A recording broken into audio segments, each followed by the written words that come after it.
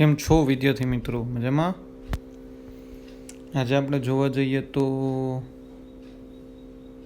નીટના lecture માટે ભેગા થયા છીએ અને નીટમાં આપણું ચેપ્ટર દ્રવ્યના ઉષ્મીય ગુણધર્મ એ બહુ સારી રીતે ચાલતું હતું. એના બધા કન્સેપ્ટ આપણે બહુ સારી રીતે જોયા. શું ઉષ્મા છે, શું તાપમાન છે, કઈ રીતના બદલે છે, ઉષ્મા અને તાપમાન વચ્ચેના સંબંધ ઉપરથી વિશિષ્ટ ઉષ્મા શું છે, ગુપ્ત ઉષ્મા શું છે. વિશિષ્ટ ઉષ્મા Q is equal two mc delta T. કોઈ પદાર્થનું તાપમાન 1 ડિગ્રી સેન્ટીગ્રેડ જેટલું વધારવા માટે આપવી પડતી ઉષ્માના જથ્થાને અથવા તો કોઈ 1 ગ્રામ પદાર્થનું તાપમાન 1 ડિગ્રી સેન્ટીગ્રેડ જેટલું વધારવા માટે આપવી પડતા ઉષ્માના જથ્થાને વિશિષ્ટ ઉષ્મા કહેવાય. ડન. એના પછી તમારી પાસે ગુપ્ત ઉષ્મા હતી. સર ગુપ્ત ઉષ્મા શું છે? તો કે જ્યારે પદાર્થ પોતાની અવસ્થા બદલાવે ને ત્યારે જે ઉષ્માનું ટ્રાન્સફર થાય, પણ એ ઉષ્માના ટ્રાન્સફરથી પદાર્થનું તાપમાન હંમેશા અચળ રહે છે. 0 ડિગ્રી એ બરફ હોય, એ બરફમાંથી પીગળીને પાણી બને, એ પાણીનું તાપમાન પણ 0 ડિગ્રી જ છે. પરંતુ ત્યાં ઉષ્માનો કોઈ એક ચોક્કસ જથ્થો ટ્રાન્સફર થયો છે, એને તમે છે ને ગુપ્ત ઉષ્મા બોલો છો. Q is equal two ml, જ્યાં L એટલે લેટેન્ટ હીટ ઓર ગુપ્ત ઉષ્મા કહી શકો છો. પાણીનું વરાળમાં ટ્રાન્સફર થાય, વરાળનું પાણીમાં ટ્રાન્સફર થાય, બરફનું પાણીમાં રૂપાંતર થાય કે પાણીનું બરફમાં રૂપાંતર થાય, બધી જગ્યાએ તાપમાન છે એ કોન્સ્ટન્ટ એટલે કે અચળ રહેશે. એ કોઈ દિવસ બદલશે નહીં. આ વસ્તુ તમારા માઇન્ડમાં રાખજો. માત્ર ઉષ્માનો જથ્થો જ કોઈ એક પદાર્થમાંથી બીજા પદાર્થમાં જશે, પણ એ ઉષ્માના જથ્થાના કારણે પદાર્થનું તાપમાન અચળ રહે, એને તમે ગુપ્ત ઉષ્મા બોલો છો. પછી પ્રિન્સિપલ ઓફ કેલોરીમેટ્રી તમે જોયું હતું.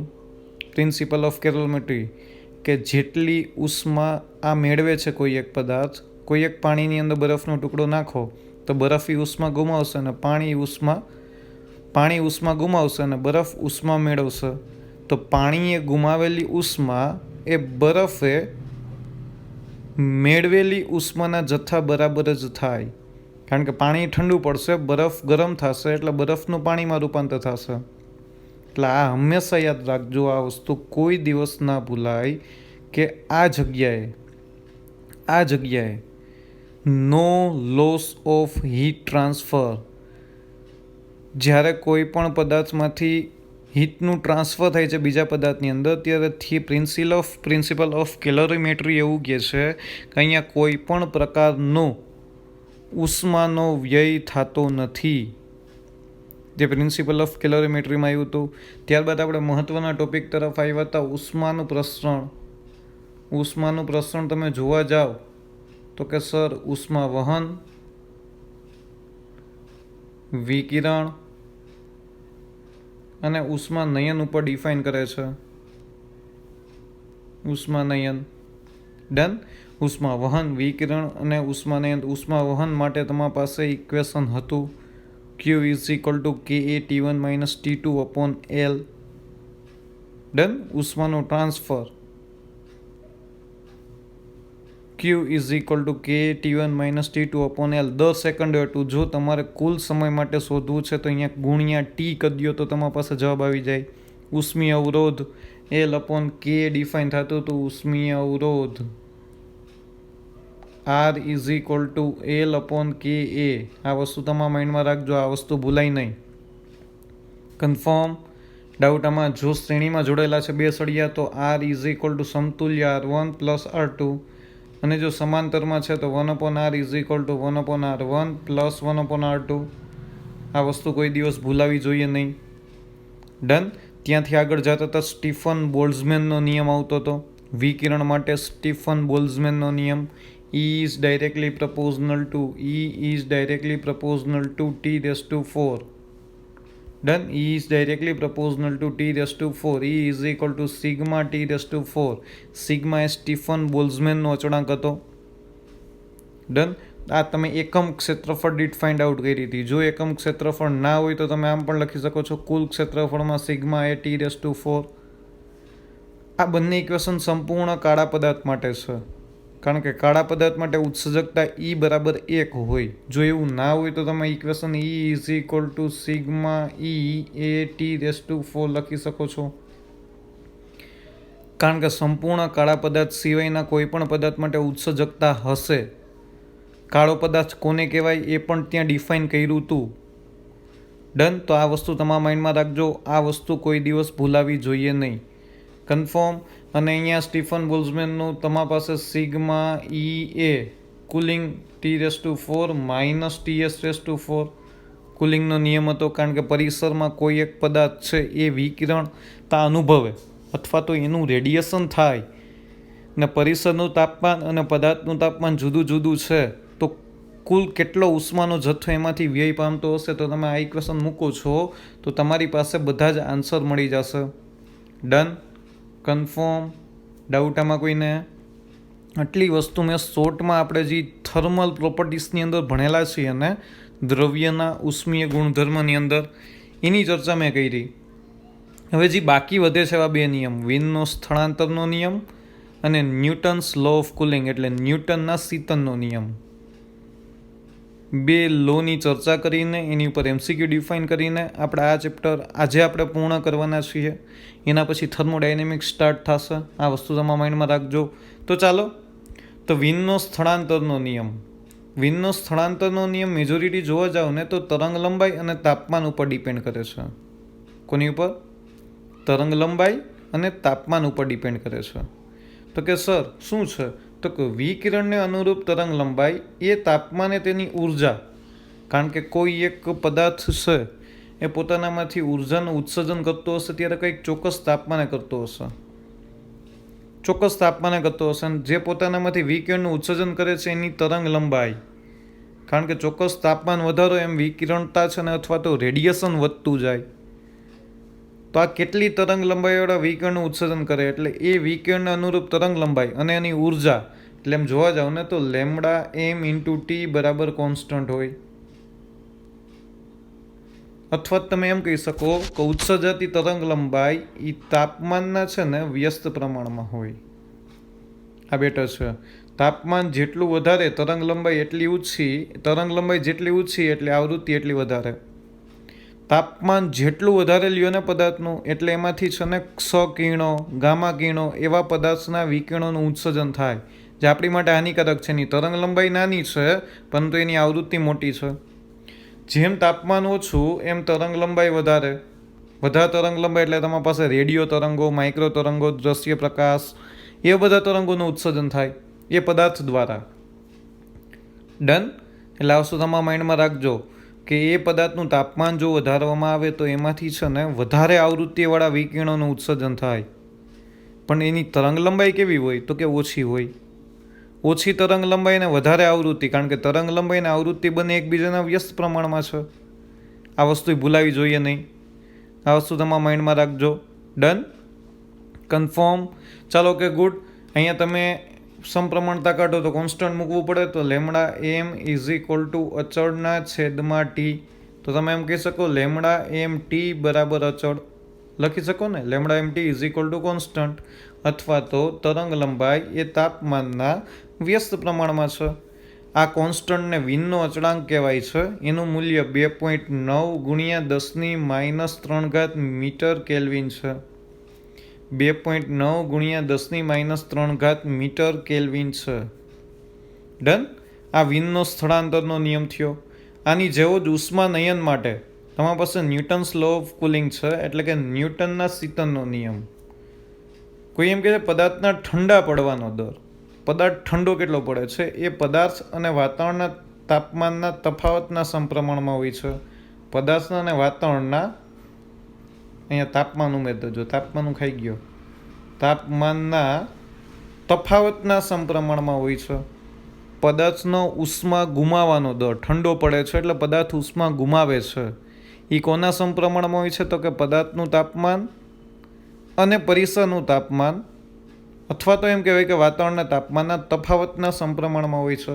એટલે dQ/dt એટલે ઉષ્માનું વહનનો દર, ઉષ્મા loss is directly proportional to T. Minus TS. Done. Confirm. ઉષ્માવહન દર dq/dt, દર એટલે સમયના અનુસંધાનમાં થાય. જો તમે સમપ્રમાણતા કાઢો છો, તમે એની જગ્યાએ કોન્સ્ટન્ટ મૂકો છો કે એની આગળ તમે માઇનસ મૂકો. માઇનસ નિશાની તાપમાનનો ઘટાડો દર્શાવે છે. કેલ્ક્યુલેશનમાં છે ને એનો ઉપયોગ થતો નથી. કેલ્ક્યુલેશનના એમસીક્યુમાં કોઈ પણ જગ્યાએ આપણે એનો ઉપયોગ કરતા નથી. ડાયરેક્ટલી એમસીક્યુ સોલ્વ થઈ જશે. આ વસ્તુ તમારા માઇન્ડમાં રાખજો, આ વસ્તુ ભૂલાય નહીં. ડન. માઇનસ નિશાની એ તાપમાનનો ઘટાડો દર્શાવે છે કે અહીંયા તાપમાન ઘટે છે. 35 ડિગ્રી સેન્ટીગ્રેડ છે તો 30 ડિગ્રી સેન્ટીગ્રેડ થાય છે, કારણ કે તાપમાન ઘટ્યું. ડન. એટલે એ વસ્તુ ભૂલાય નહીં. કન્ફર્મ. તો અહીંયા તમે વિકલન સ્વરૂપે નથી જોતું તો ડેલ્ટા ક્યુ અપોન ડેલ્ટા ટી લખી શકો. ઇઝ ઇક્વલ ટુ માઇનસ કે ટી માઇનસ ટીએસ લખાય.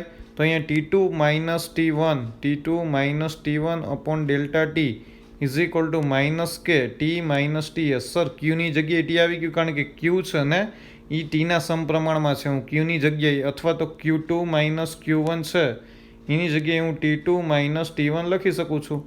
સિમ્પલ. ડન. આમાં ડાઉટ કોઈને? Q2 માઇનસ Qની જગ્યાએ હું છે ને T2 માઇનસ T1 છે એ જગ્યાએ લખી શકું છું. લખી શકાય કે ના લખી શકાય? યસ સર, લખી શકાય. ડન. ને એક વસ્તુ યાદ રાખજો કે આ ટી છે ને અહીંયા જે તાપમાનનો તફાવત, અહીંયા ઘણી વખત ટી એવરેજ લેવામાં આવે છે. ઘણી વખત નહીં, દર વખતે. હાવ સાદી ભાષામાં કહું ને તો તમે ઓલરેડી ન્યૂટનનો શીતન નિયમ ગુજરાત બોર્ડમાં યુઝ કર્યો હશે ને એનસીઆરટીમાં. અહીંયા પણ એ તાપમાન ટી એવરેજ તરીકે જ લીધેલું છે, કારણ કે એ પદાર્થનું તાપમાન એક્ઝેક્ટલી કેટલું બને છે ને એ ગોતવું અઘરું છે. એટલા માટે ઈચ એન્ડ એવરી ટાઈમ છે ને એ જગ્યાએ ટી એવરેજ શબ્દ જ લે છે અથવા ટી એવરેજની જ કેલ્ક્યુલેશન કરે છે. આ વસ્તુ ભૂલાય નહીં, આ વસ્તુ યાદ રાખજો. ડન. કન્ફર્મ. ભૂલાશે નહીં ને? ચલો કે ગુડ. ત્યાંથી આગળ વધીએ તો અહીંયા તમારી પાસે આ ઇક્વેશનનો યુઝ થશે ભરપૂર માત્રાની અંદર, એટલે કે વિનનો સ્થળાંતરનો નિયમ. અને સાથે સાથે જોવા જાઓ છો તો ન્યૂટનના શીતનના નિયમના એમસીક્યુ સોલ્વ કરવાના છે. ચાલો સૌ બેઝિક એમસીક્યુથી શરૂઆત કરીએ. કોઈ કાળા પદાર્થની 2000 કેલ્વિન તાપમાને તરંગ લંબાઈ લેમડા એમ છે, તો 3000 કેલ્વિન તાપમાન તરંગ લંબાઈ કેટલી હોય? સિમ્પલ છે. Lambda M T is equal to અચળ. એક તાપમાને તરંગ લંબાઈ આપેલી છે, બીજા તાપમાન તરંગ લંબાઈ શોધવાની છે, તો બંનેને સરખાવી દો. Lambda M dash T is equal to lambda M into T. તો ટી ડેશ એટલે 3000 છે જો આ રહ્યો, એમાં મારે લેમડા એમ ડેશ ગોતવું છે. 2000 કેલ્વિન તાપમાને તરંગ લંબાઈ કેટલી હતી? Lambda M. તો અહીંયા તમે લેમડા એમ ડેશને કરતા બનાવી શકો. આ કરતા બનાવ્યું. લેમડા એમ ડેશ બરાબર 2000/3000 ઇન્ટુ ટી, તો 2/3 લેમડા એમ. ટી નહીં સર, લેમડા એમ આવશે. 2/3 લેમડા એમ. ડન. 2000 કેલ્વિન તાપમાને છે ને એની તરંગ લંબાઈ ઓલરેડી લેમડા એમ હતી, તો 3000 કેલ્વિન તાપમાને એની તરંગ લંબાઈ 2/3 લેમડા એમ થઈ જાય. ડન. કન્ફર્મ. ડાઉટ આમાં કોઈને નથી ને? સાવ બેઝિક એમસીક્યુ છે. ત્યારબાદ તમને એવું કીધું છે 3 કાળા પદાર્થની તીવ્રતા વિરુદ્ધ તરંગ લંબાઈના આલેખ દર્શાવેલ છે. તે ત્રણેય પદાર્થનું તાપમાન T1, T2 અને T3 આકૃતિમાં દર્શાવ્યા અનુસાર હોય તો તેમાંથી વધારે અને ઓછા તાપમાનનો સંબંધ દર્શાવો.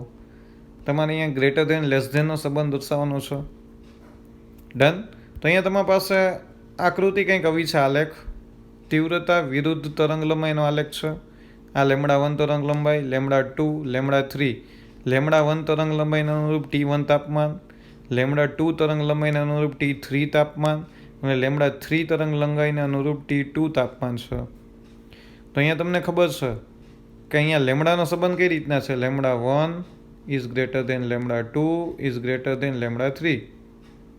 ડન. તરંગ લંબાઈ વધતી જાય છે. Lambda 1 is greater than lambda 2 is greater than lambda 3. તરંગ લંબાઈ વધી. ડન. હવે તાપમાનનું વિચારવાનું છે. તાપમાન. તો અહીંયા તમને ખબર છે તાપમાનની જો ચર્ચા કરીએ ને સર, તો અહીંયા મને એટલી ખબર છે કે તાપમાન છે એ લેમડાના વ્યસ્ત પ્રમાણમાં હોય.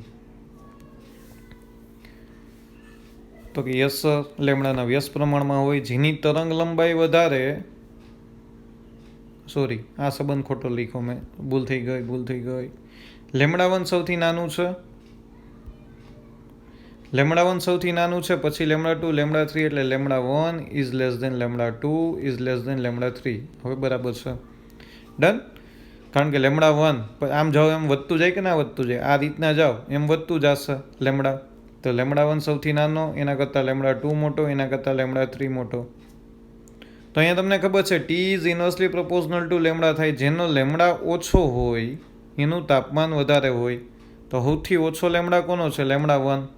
તેનું તાપમાન સૌથી વધારે T1. હવે સંબંધ ઊંધો થઈ જાય, ગ્રેટર દેન થતું જાય ને. પછી લેમડા 2 ને અનુરૂપ તાપમાન કેટલું છે? T3, greater than T3. એના પછી lambda 3 greater than T2. Done. So T1 is greater than T3 is greater than T2. Simple થઈ ગયું. ડન. જાર્યો. જો લેમડામાં લેસ ધેનનો સંબંધ છે, લેમડાનું તાપમાન બંને એકબીજાના વ્યસ્ત પ્રમાણમાં છે, તો અહીંયા લેસ ધેનનો સંબંધ છે, તો અહીંયા ગ્રેટર ધેનનો સંબંધ આવશે. લેમડા 1 ને અનુરૂપ તાપમાન T1, લેમડા 2 ને અનુરૂપ તાપમાન T3 છે. મહેરબાની કરીને આ ભૂલાય નહીં. અને લેમડા 3 ને અનુરૂપ તાપમાન T2 છે. આ વસ્તુ ભૂલાશે નહીં? ભૂલાય ને. બંને વચ્ચેના સંબંધ ઉપરથી જ આપણે MCQ કેલ્ક્યુલેટ કર્યો. ડન. Okay, good. ત્યારબાદ આવે છે કોઈ પદાર્થનું તાપમાન 60 ડિગ્રી સેન્ટીગ્રેડથી 50 ડિગ્રી સેન્ટીગ્રેડ થવામાં 10 મિનિટનો સમય લાગે છે. વાતાવરણનું તાપમાન 25 ડિગ્રી સેન્ટીગ્રેડ છે, તો તે પછીની 10 મિનિટમાં પદાર્થનું તાપમાન શોધો. 10 મિનિટમાં તાપમાન 60 ડિગ્રીથી 50 ડિગ્રી થયું, ત્યારે વાતાવરણનું તાપમાન 25 ડિગ્રી સેન્ટીગ્રેડ છે. તો એની પછીની 10 મિનિટમાં પદાર્થનું તાપમાન કેટલું હોય? હવે તમને બધાને ખબર છે Q is directly proportional to T. તો અહીંયા T1 માઇનસ T2 એના છેદમાં T is equal to K. મેં તમને કીધું હતું ને K. તો અહીંયા તમારી પાસે ઇક્વેશન, ફાઇનલ ઇક્વેશન આવું છે, T1 minus T2 upon T is equal to K average temperature T1 plus T2 divided by 2 minus TS. આ ફાઇનલ ઇક્વેશન છે. ન્યૂટનના શીતનના નિયમનું ફાઇનલ ઇક્વેશન આવું જ થશે. આ વસ્તુ ભૂલાય નહીં. T1 minus T2 upon T is equal to K in bracket T1 plus T2 divided by 2 minus TS. Confirm? Doubt આમાં કોઈને નથી ને? અહીંયા T2 માઇનસ T1 ના કીધું, T1 માઇનસ T2, કારણ કે પદાર્થ ઠંડો પડે છે. પદાર્થ શું થાય છે? ઠંડો પડે છે, એટલે જ ઓટોમેટિકલી માઇનસ નિશાન અહીંથી વહી ગઈ. અહીંથી માઇનસ કોમન કાઢ્યું, અહીંથી નહીં ગયું, માઇનસ માઇનસ કેન્સલ થયું. ડેલ્ટા T એટલે તમે શું લખો? T2 minus T1. પણ T2 છે એ નીચું તાપમાન છે, T1 છે એ વધુ તાપમાન છે. જવાબ માઇનસમાં આવશે, એટલે મેં ઓટોમેટિકલી માઇનસ નિશાની કોમન કાઢીને આ ઇક્વેશનને પરફેક્ટ બનાવી દીધું. ડન. કન્ફર્મ? ડાઉટ આમાં કોઈને? તો આ ઇક્વેશન છે ને પહેલા કેસ માટે એપ્લાય કરો. તો પહેલામાં પદાર્થનું તાપમાન 60 ડિગ્રીથી કેટલા ડિગ્રી થાય? 50 ડિગ્રી, એટલે 60 માઇનસ 50 કેટલી મિનિટમાં? તો કે 10 મિનિટમાં. કે T1 પ્લસ T2 એની એવરેજ 60 પ્લસ 50ના છેદમાં 2. વાતાવરણનું તાપમાન કેટલું હતું? 25. આની કેલ્ક્યુલેશન કરશો એટલે તમારી પાસે આવશે 30 કે એમ નંબર રહ્યો. ડન. 30 કે આવ્યું. ડન. તો 60માંથી 50 જાય તો 10ના છેદમાં 10 બરાબર 30 કે. કેન્સલ. તો K બરાબર 1ના છેદમાં 30 આન્સર આવ્યો. ડન. તો K બરાબર 1ના છેદમાં 30. આનો ઉપયોગ એના પછીના કેસની અંદર કરો. હવે તમારું પદાર્થનું તાપમાન છે કેટલું સર? 60 ડિગ્રી હતું, 50 ડિગ્રી થઈ ગયું. તો હવે પદાર્થનું તાપમાન 50 ડિગ્રી છે. તો હવે પછીની 10 મિનિટમાં પદાર્થનું તાપમાન કેટલું થાય? તો હવે ઘટશે ને, 50થી ઘટશે. ડન. એટલા માટે જો એના પછીની 10 મિનિટ માટે તમે નિયમ એપ્લાય કર્યો T2 માઇનસ T, એટલે T1 માઇનસ Tના છેદમાં T. આ T1 એટલે કોણ? તો કે 50 સર. ત્યાંથી ઘટીને કંઈક T થાય છે અને આપણે T જ ગોતવો છે. T1 માઇનસ Tના છેદમાં T. અહીંયા હવે 60 નહીં લેવાનું, હવે પદાર્થનું તાપમાન 50 થઈ ગયું છે ઓલરેડી. ડન. 50 માઇનસ T એના છેદમાં સમય તો આપ્યો 10 minute K in bracket T1 plus Tના છેદમાં 2 માઇનસ 25. કન્ફર્મ. તો અહીંયા તમારી પાસે ટી ફાઇન્ડ આઉટ કરો છે, બધી કિંમત મૂકો. T1 છે 50, આ ટી 10 મિનિટમાં શોધવાનું છે. કે તમે અહીંયા ગોઈતો 1/30, અહીંયા T1 50, આ ટી એમ છેદમાં 2 -25. વાતાવરણનું તાપમાન એટલું જ છે. બધી કિંમત મૂકી એટલે તમારી પાસે વ્યસ્ત કર્યું આનું. એટલે અહીંયા 50/2 છેદ શબ્દ કરી દો એટલે 25 થઈ જશે, પ્લસ T/2 -25. આ કેન્સલ થઈ ગયો. કે એની કિંમત કેટલી હતી એ મૂકી દો 1/30. ડન. વ્યસ્ત કર્યું એટલે તમારી પાસે ફાઇનલ આવ્યું 10/50 - T is equal two 30 × 2/T. એટલે અહીંયા તમે ક્રોસ મલ્ટિપ્લિકેશન કરો, 10T is equal two 60, 50 - T. Done. આમાંથી ટી ફાઇન્ડ આઉટ કરતા આવડે કે ના આવડે? એટલી કેલ્ક્યુલેશન સોલ્વ થઈ જશે. ડન. એટલી કેલ્ક્યુલેશન સોલ્વ થઈ જશે. તો અહીંયા ટી ઇઝ ઇક્વલ ટુ કેટલું થઈ ગયું? 42.85 ડિગ્રી સેન્ટીગ્રેડ. કેટલું થયું? 42.85 ડિગ્રી સેન્ટીગ્રેડ. આ વસ્તુ ભૂલાય નહીં. ન્યૂટનના સિતનના હરેક MCQ છે ને આ જ રીતે સોલ્વ કરવા જોશે. આવી જ રીતના 2 વખત ઇક્વેશનનો યુઝ કરો. કોક વખત સમય ગોતવાન કહે, કોક વખત તાપમાન ગોતવાન કહે, કોક વાર પરિસરનું તાપમાન ગોતવાન કહે. આપણે બધી વેરાયટી લઈ લેશે એટલે ખબર જ નહીં પડે. બધી વેરાયટીના MCQ ઓલરેડી આવી જશે. ડન. અત્યારે શું શોધ્યું? તો કે પદાર્થનું તાપમાન. ઘણી વખત પદાર્થનું તાપમાન આપી દીધું હોય, સમય પૂછ્યો હોય કે સમય કેટલો થાય. ઘણી વખત બધું આપી દીધું હોય, પદાર્થનું તાપમાન, સમય, પરિસરનું તાપમાન પૂછ્યું હોય, પૂછી શકે છે. ડન. એટલે એ વસ્તુ તમારા માઇન્ડમાં રાખજો. ત્યાંથી આગળ વધીએ. MCQ number 30. કોઈ એ પદાર્થનું નિરપેક્ષ તાપમાન બી પદાર્થના નિરપેક્ષ તાપમાન કરતાં 4 ગણું છે. બંને પદાર્થો જે તરંગ લંબાઈએ ઉર્જાનું ઉત્સર્જન કરે છે તે તરંગ લંબાઈનો તફાવત 3 માઇક્રોમીટર છે. તો પદાર્થ બી કઈ તરંગ લંબાઈ ઉર્જાનું ઉત્સર્જન કરશે? ડન. તો અહીંયા તમને એમ કીધું છે કે TA અને TB વચ્ચેનો સંબંધ શું છે? TA ઇઝ ઇક્વલ ટુ 4 ગણું છે, 4TB. તો ઓબ્વિયસ છે ટીએનું તાપમાન વધારે છે એટલે તરંગ લંબાઈ ઓછી હશે. તો અહીંયા તરંગ લંબાઈનો તફાવત મેં લખ્યો છે ને, એટલે ઘણા એને એમ થાય કે સર અહીંયા λMB minus λMA is equal to 3. પણ સર λMA માઇનસ λMB ના કરી શકાય? ના કરી શકાય. કારણ કે જેનું તાપમાન વધારે હોય ને એની તરંગ લંબાઈ ઓછી હોય તો λMB માંથી જ λMA બાદ થાય. કયો નિયમ કહે છે? વિનનો સ્થળાંતરનો નિયમ. સિમ્પલ છે. વિનનો સ્થળાંતરનો નિયમ આ જ કહે છે, જેનું તાપમાન વધારે એની તરંગ લંબાઈ ઓછી. તો અહીંયા તફાવત શેનો આવશે? λMB minus λMA is equal to 3 micrometre. તો અહીંયા λMT is equal to constant. બંને પદાર્થની નિયમને સરખાવો. λMA TA is equal to λMB TB. So λMA upon λMB is equal two TB upon TA. ટીએની જગ્યાએ શું મૂકી શકું? 4TB. TB કેન્સલ તો 1/4 આવ્યું. સો અહીંયા λMA is equal to λMB divided by 4. હા કે ના? 2 લેમડાનો સંબંધ મળ્યો. હવે તમારે ગોતવાનું જ શું? સર λMB ગોતવું છે, બીની તરંગ લંબાઈ. તો λMA ની કિંમત અહીંયા મૂકી દો ઇક્વેશન નંબર 1 ની અંદર. અહીંયા ઓલરેડી તો λMB મળી જશે. સિમ્પલ છે. તો અહીંયા તમે ઇક્વેશન નંબર 1 શું છે? તો કે λMB minus λMA is equal to 3 micrometre. So λMB minus λMA ની જગ્યાએ શું મૂક્યું? λMB divided by 4 is equal to તમારી પાસે કેટલું આવ્યું? 3 માઇક્રોમીટર. ડન. કન્ફર્મ. LCM લ્યો. 4λM માઇનસ λM અપોન 4 એટલે 3λMB upon 4 is equal to 3 micrometre. So λMB is equal to 3 cancel થયા. So λMB is equal to તમારી પાસે final answer આવ્યો 4 માઇક્રોમીટર. કેટલો આન્સર આવ્યો? 4 માઇક્રોમીટર. ડન. કન્ફર્મ. ત્યાંથી આગળ વધીએ તો તમારી પાસે છે કોઈ ઉષ્મીય સ્ત્રોતમાંથી મહત્તમ ઉર્જા 11 × 10⁻5 સેન્ટીમીટર જેટલી તરંગ લંબાઈએ ઉત્સર્જાય છે. વિનના નિયમ મુજબ એ સ્ત્રોતનું તાપમાન બીજા સ્ત્રોતના તાપમાન કરતાં n ગણું છે. તો એ બીજા સ્ત્રોત માટે ઉર્જા એ 5.5 × 10⁻5 સેન્ટીમીટરે ઉત્સર્જન પામે છે. બેયને અનુરૂપ છે ને તાપમાન આપેલા છે. તાપમાન શું? તરંગ લંબાઈ આપેલી છે બેયને અનુરૂપ. તો એનની કિંમત શોધો. ડન. તો અહીંયા તમારી પાસે સિમ્પલ છે, કાંઈ નથી, 2 સ્ટેપમાં સોલ્વ થઈ જશે, રકમ ભલે મોટી રહી.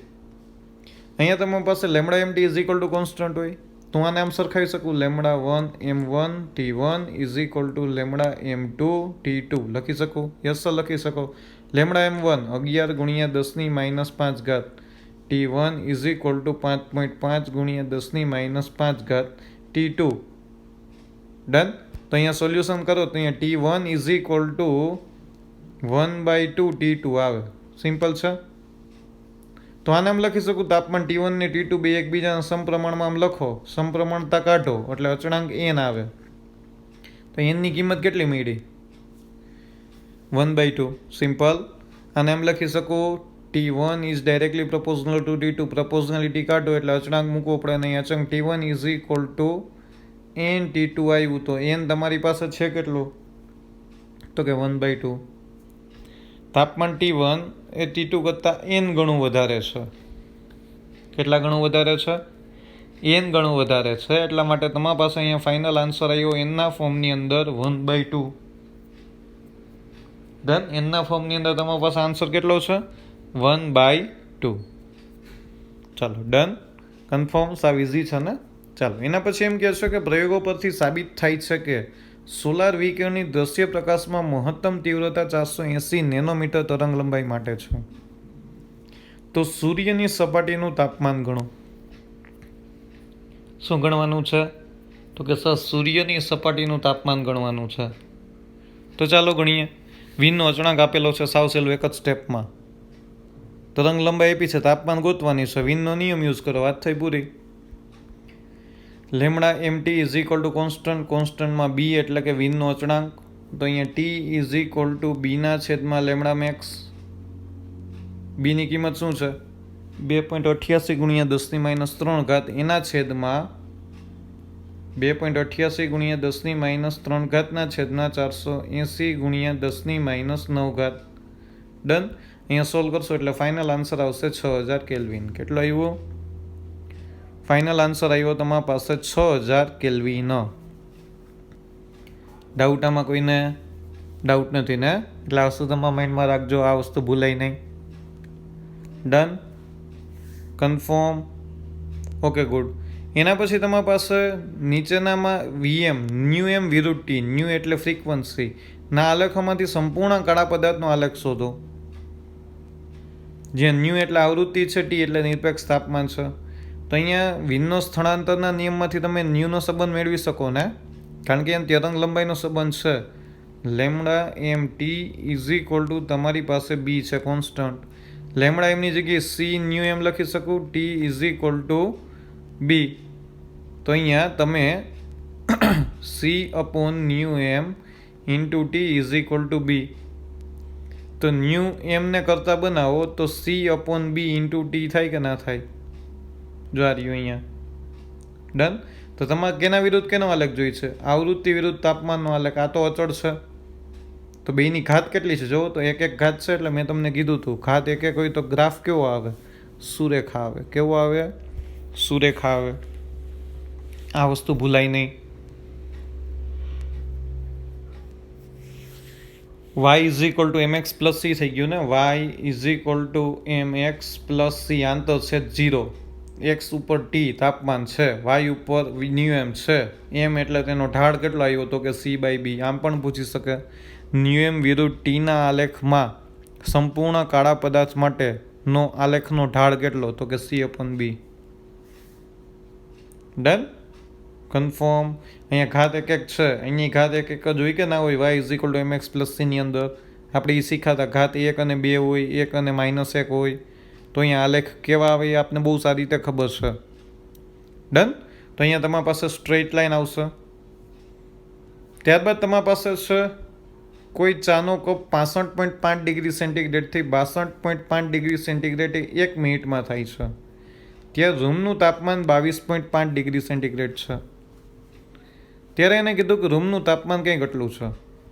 તો એ જ રૂમમાં ચાના કપનું તાપમાન 46.5 ડિગ્રીથી 40.5 ડિગ્રી થવા માટે કેટલો સમય લાગશે? મેં તમને કીધું હતું ને, કાં પદાર્થનું તાપમાન પૂછે કાં સમય પૂછે. એવું જુદું જુદું પૂછી શકે છે એ લોકો. પ્રોસેસ એકની એક રહેશે, કાંઈ ચેન્જીસ નહીં થાય. બે કેસની અંદર ઇક્વેશન મૂકવાના. ઇક્વેશન ખબર છે તમને? હું લખી દઉં જો. T1 માઇનસ T2 છેદમાં સમય ઇઝ ઇક્વલ ટુ કે in bracket T1 plus T2 છેદમાં 2 માઇનસ TS. આ ઇક્વેશન છે. ઈચ એન્ડ એવરી ટાઈમ છે ને આ જ ઇક્વેશન પુટ ડાઉન કરવાનું છે, કાંઈ લાંબા ટૂંકી કરવાની નથી થતી. કન્ફર્મ? ડાઉટ આમાં કોઈને? ડાઉટ નથી ને? પાકું? Yes sir. ચાલો આગળ વધીએ. તો કે અહીંયા પહેલું શું છે? ન્યૂટન્સ લો. ઇક્વેશન મૂક્યું મેં. ઇક્વેશન મૂક્યું તો એમાં ક્યાંથી ક્યાં ડિગ્રી થાય છે? પહેલાં 65.5 થી 62.5 ડિગ્રી થાય છે. ડન. તો અહીંયા 65.5 ડિગ્રીથી તમારા પાસે 62.5 ડિગ્રી થયું. એ પણ કેટલી મિનિટમાં? 1 મિનિટમાં. કે એનું એવરેજ 65.5 પ્લસ 62.5 છેદમાં 2 એવરેજ છે માઇનસ TS. ત્યારે વાતાવરણનું તાપમાન કેટલું હતું? 22.5 છે કે નહીં? તો આનો જવાબ 3 આવે. ઇઝ ઇક્વલ ટુ કે આનું 64 માઇનસ 22.5 ત્યાં કંઈક તમારા પાસે મળે 3 ઇઝ ઇક્વલ ટુ કે 41.5. આવું કંઈક મળ્યું. 3 ઇઝ ઇક્વલ ટુ કે 41.5. ફાઇનલ આન્સર એટલો આવ્યો તમારા પાસે. આ પહેલા કેસ થયું. બીજા કેસ માટે જુઓ. બીજા કેસમાં તમારે સમય નથી. અહીંયા કેમ સમય આપી દીધો તો 1 મિનિટ? એ સમય નથી એટલે ટીનો ટીરીએ બાકી બધું આપ્યું છે તે સોલ્વ કરો. તો હવે તાપમાન કેટલું થાય છે? 46.5 માંથી 40.5. 46.5 માઇનસ 40.5 છેદમાં T. Done. Is equal to કે એવરેજ તાપમાન 46.5 પ્લસ 40.5 છેદમાં 2 માઇનસ 22.5 થશે. એટલે અહીંયા કેટલા વધે? તો કે 6/T. Yes sir. 6/T is equal to કે 43.5 માઇનસ 22.5. કન્ફર્મ? તો અહીંયા તમારા પાસે 43માંથી 22 જઈ તમારા પાસે 21 વધે એટલે અહીંયા વધ્યું 6/T ઇઝ ઇક્વલ ટુ કે 21. આ ઇક્વેશન નંબર 2 થયું. આ ઇક્વેશન નંબર 1 થયું. સર કેની કિંમત નથી, કાંઈ વાંધો નહીં, ડિવાઈડ કરી દો. Done. Equation 1 divided by equation 2 કરો જી. તો કે 3/6/T ઇઝ ઇક્વલ ટુ કે 41.5 અપોન કે 21.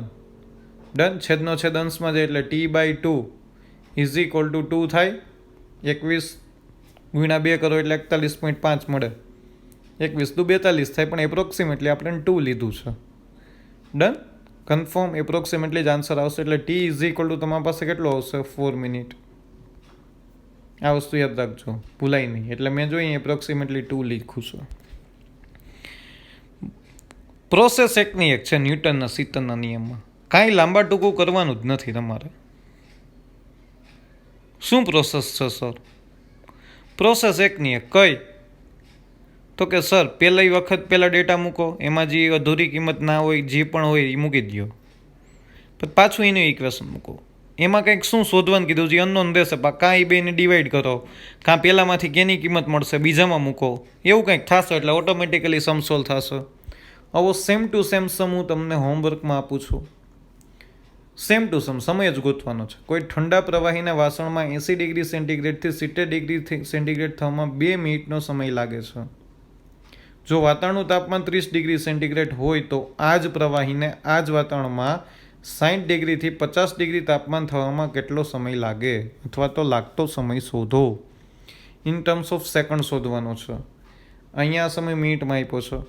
મિનિટમાં રાખશો છેલ્લા મિનિટમાં મળશે, પછી છેલ્લા મિનિટને સેકન્ડમાં કન્વર્ટ કરી દો તોય ચાલશે. એમ પણ કરી શકો ને.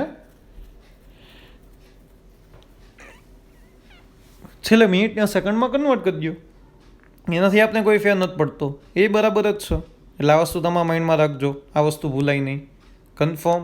પહેલાં જો આ ઇક્વેશન મૂકો T1 માઇનસ T2 છેદમાં T is equal two T1 minus T2 છેદમાં T ઇઝ ઇક્વલ ટુ કે T1 પ્લસ T2 છેદમાં 2 માઇનસ TS. T1 80 70 આ 2 મિનિટ કે એમનામ રાખો નથી. 80 પ્લસ 70 છેદમાં 2 માઇનસ TS એટલે 30 ડિગ્રી. એટલે કંઈક સંબંધ મળશે કે એના સંબંધમાં પાછું આ ઇક્વેશન મૂકો એમાં T અનનોન રહેશે. પાછો કેના સંબંધમાં કંઈક ઇક્વેશન મળે, બેને ડિવાઈડ કરી દો એટલે ટી મળશે. અને મિનિટમાં રાખો છેલ્લે સુધી આન્સર મિનિટમાં મળે, પછી છેલ્લા આન્સરમાં ઓપ્શન જોઈ લેવાના. શેમાં આપ્યું? સેકન્ડમાં. તો મિનિટને સેકન્ડમાં કન્વર્ટ કરી દો. 1 મિનિટ બરાબર 60 સેકન્ડ. ડન? કન્ફર્મ? સોલ્વ થઈ જશે ને? Okay, very good. ચાલો, એના પછી લાસ્ટ એમસીક્યુ જોવાનો છે.